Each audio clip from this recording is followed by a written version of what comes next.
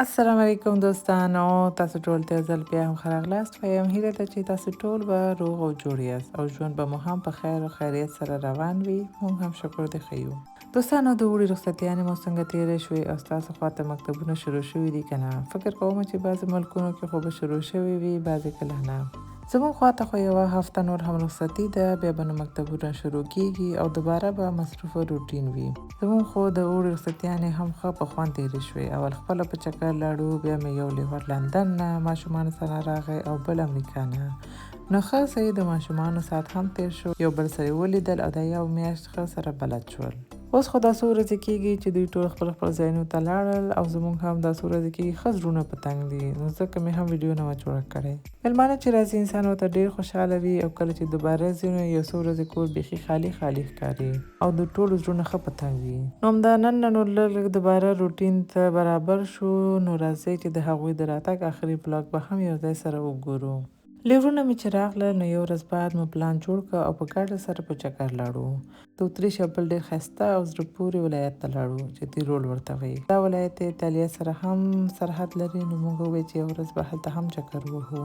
د ویانا ښار نه تیرولو پورې تقریبا 15 ساعت لاره ده.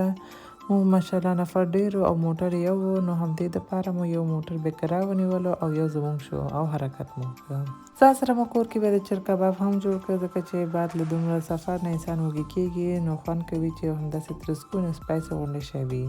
لاره کې مو خو له ماشومان ته هر څه واخیستل او ځان سره مو هم ډېر شیان اخیستي وو. زموږ د اولې ورځې پلان دا و چې د تیرول یو ډېر ښایسته ډنډ چې ورته پلانځی وایي هلته لاړ شو. نو همداسې مو وکړه، اول هماغلته لاړو او ډوډۍ مو هم همالته وخوړله. نور ما څه د چای شوقي نه یم، ولې داسې ځایونو کې بیا سخت خوند راکوي. نو همالته اوبو څنګ کې مو ځان ته ځای واچو او چای مو هم وڅښلو. ماشومان قرار یې لاړل ولمبېدل. بیا نو همدلته دې خوا خو وګرځېدو، ورپسې نو بیا لاړو هغه کور خواته چې په کرا مو نیولې وه. شپې ډېر ناوخته و چې هلته ورسېدو، نو لږ ویډیو مې جوړه کړه. نو کسان هم ماشاءالله ډېر وو او مناسبه راته ښکاره نه شوه چې کامرې سره دې خوا خوا وګرځم او ټول ته مزاحمت وکړم.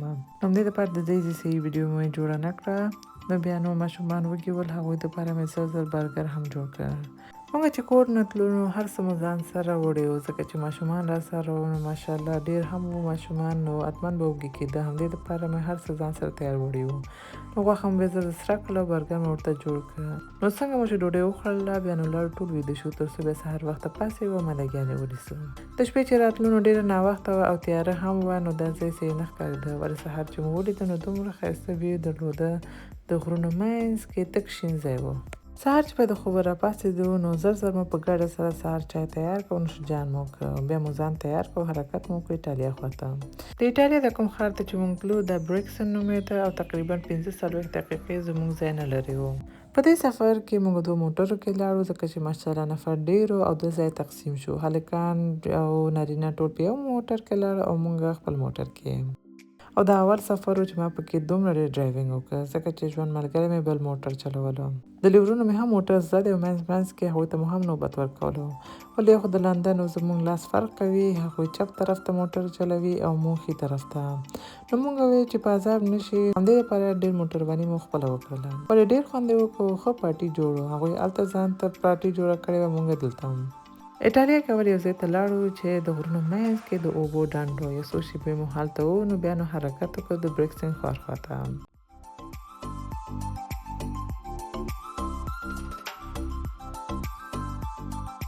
هلته چې ورسېدو نو اول مو ډوډۍ وخوړله، تر څو ټول دوباره انرژي واخلي او د ګرځېدلو شیمه پکې پیدا شي.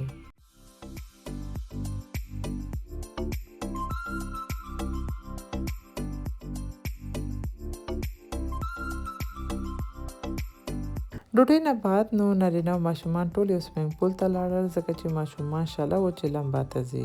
او موږ بیا قرار یې دلته د ځکې د وړوکې غونډۍ ښار کې وګرځېدو او دیدن مو وکړ. نه پوهېږم چې دلته هره ورځ همداسې پارټي، موسیقي او د خلکو ګڼه ګوڼه وي او که په دا ورځ کوم خاص خبره وه. ښه ډېر خلک راغلي وو، هر طرف ته موسیقي وه. نو موږ هم تقریبا د شپې 11 بجو پورې هماغلته وو او چکر مو وهه. جالبه دا وه چې دا سویمنګ پول هم ناوخته پورې خلاص و. کني په ویانا کې خو 7 بجې هر څه بندېږي، ولې دوی تقریبا 10 بجو پورې لمبېدل.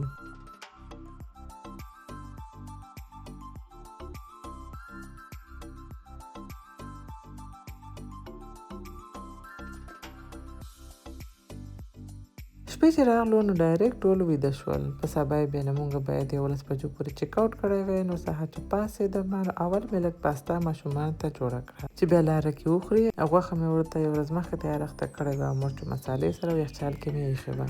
بیا مې نو اول پیاز سره کړه، بیا مې غوښه پکې ور اضافه کړه، دا مې چې څو دقیقو دپاره سره کړه. بیا مې تراشک شوي رومیان، دورمه مرچ، مالګه او مساله مې ورته برابره کړله او مکروني مې هم تیار جوش کړه. قورمه چې برابره شوه بیا مې دا جوش شوي مکروني هم پکې ورګډ کړه او دا مکروني هم تیار شو. لوښي کې مې واچوه، یو صافي مې هم ترې راتاو کړه چې ګرم پاتې شي. موټر کې مې کېښوده او بیا نو ځان مو هم تیار کړو، حرکت مو وکړو.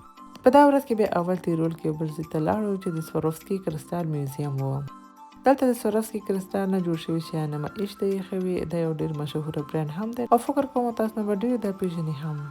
او بل دغه ځای کې د سلمان خان یو فلم هم جوړ شوی و، نو همدې دپاره هم ډېر مشهوره دی او هندوستانیان کافي ډېر تعداد کې راځي. نو موږ هم دې ځای کې چکر ووهو، لږ مو ولیدو، خپله مو هم لږ ویډیوګانې او عکسونه پکې واخیستل. بیا مو حرکت وکړ یو بل ډن په لور چې دا بیا د اتریش یو بل ښار سالزبورګ کې و. نو هلته لاړو.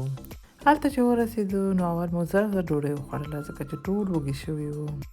بیا نو تصادفاً دلته هم د اوبو یو نمایش و چې اوبازن رنګارنګ نمایشونه ښکاره کول او ټول ورته ناست وو، دیدن یې کول. دا نو تقریبا یو ساعته شو او بل طرف ته یې ماشومانو ته د لوبو شیان هم جوړ کړي وو. نو واړه ټول دلته لاړل او موږ لږ د دې شو نه دیدن وکړه. تقریبا د شپې 8 بجې وې چې دوباره مو حرکت وکړو د کور په لور. دا یو 3 ورځنی چکر و چې ډېر مو ساعت تېر شو، ښه خوند مو ترې واخیسته او ټول نه ډېر د ماشومانو ښه ساعت تېر شو. دوی وکولی شو یو بل سره هلته ښه صحیح ساعت تېر کړي، یو بل ښه وپېژني او ښه سره بلد شي. د لیوره بچیان مې چې امریکا نه راغلي وو نو دوی خو اول ځل راغلي وو، نو ماشومان اول ځل و چې یو بل سره مخامخ ولیدل او سره بلد شول. نو ښه ساعت یې تېر شو او دوی هم ښه خوند ترې واخیسته. چې راغلو نو په سبا یې مېلمستیاوې شروع شوې. اول مې خورجانې دوی ته ډوډۍ وکړله، بیا نو زموږ ښیښانو مورجانې دوی مې بس ټولو په نوبت ډوډۍ وکړله. یو لیور خو مې فقط 10 ورځو ته راغلی و، نو تر څو چې چکر نه راغلو دا مېلمستیاګانې خلاص شوې به د دوی د تلو وخت هم شو. یو ورځ خو بیا دوی ټول د هنګري مور پایتخت بوداپست ته چکر لاړل. مونږ کې نوره شیمه نه وه پاتې، نو مونږ ورته وویل چې تاسو بس ولاړ شئ، مونږ پرېږدئ، مونږ به کور کې پاتې شو. بالاخره نو دوی ټولو د تګ وخت شو او دوی په نوبت خپل ملکونو ته لاړل. تاسو ورځې مو دوی سره ښه په خوند تېر کړ او دوی چې لاړل نو داسې کور بد ښکارېده چې پوښتنه مه کوئ. هر یو هر کونج کې غلی ناست و. تر ټولو زیات د ماشومانو زړه ډېر په تنګ شو. دوه مشرانو خو بیخي ډېر زړه په تنګ و، هغوی نو بیخي لاړل زما مور کره. بس الله دې دوی هر کله په خوشحالۍ راولي، موږ همیشه همداسې په اتفاق او اتحاد لري، امین. او همدې سره نو دا ولاګ هم پای ته ورسېده. هیله ده چې د دې ولاګ لیدلو نه مو خوند اخیستی وي. که مو خوښ شوي نو لایک یې کړئ، خپل دوستانو سره هم شریک کړئ. که زما چینل مو تر اوسه سبسکرایب کړی نه وي نو سبسکرایب هم کړئ. تاسو ټول په پاک الله سپارم، ښه وخت ولرئ. الله په امان.